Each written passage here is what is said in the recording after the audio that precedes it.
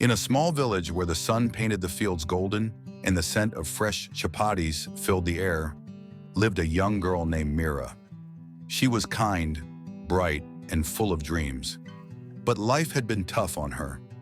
Mira and her mother lived in a tiny hut by the river, struggling to make ends meet.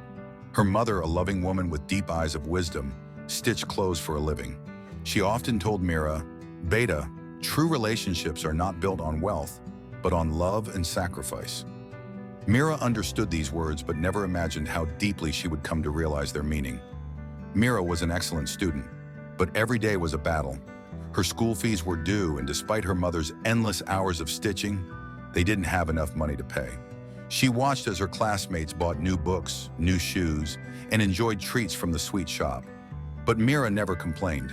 Instead, she found joy in learning, in the rustling pages of her borrowed books, and in her mother's warm embrace. One evening, as Mira returned from school, she saw her mother struggling to see under the dim lantern light.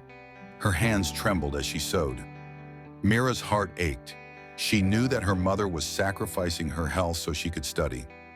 The next day, Mira sat under a banyan tree, lost in thought, when a voice called out to her.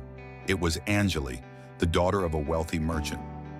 "Mira, why do you look so worried?" Anjali asked. Mira hesitated but finally shared her troubles. Anjali listened carefully and then smiled. "You are the smartest girl I know, Mira. Let's find a way together." From that day on, Anjali shared her books with Mira, invited her to study at her house, and even brought her home-cooked food. Mira was overwhelmed by Anjali's kindness. Their bond grew strong, not out of obligation, but out of true friendship. One evening, a big storm hit the village. The tiny hut where Mira and her mother lived could not withstand the fierce winds. The roof collapsed and rain poured in. They had nowhere to go. Anjali, hearing about Mira's plight, rushed to her father and pleaded, "Baba, can we help Mira?"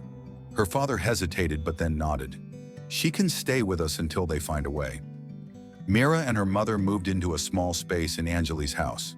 Mira, overwhelmed with gratitude, promised herself that she would study harder and one day change her fate. Years passed. Mira, with her unwavering determination and Anjali's support, secured a scholarship and went on to become a teacher in the village school. She returned, not as the poor girl in torn clothes, but as a beacon of hope. On the first day of her job, she walked up to her students and saw a young girl in the back, struggling to read under the dim light. Mira smiled, recognizing herself in that little girl.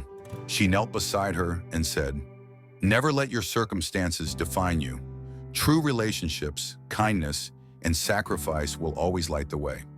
In life, wealth fades and beauty changes, but true relationships, built on love, kindness, and sacrifice, last forever." Mira's journey is a reminder that when we uplift others, we rise together. Because at the heart of every struggle, there lies the power of true relationships.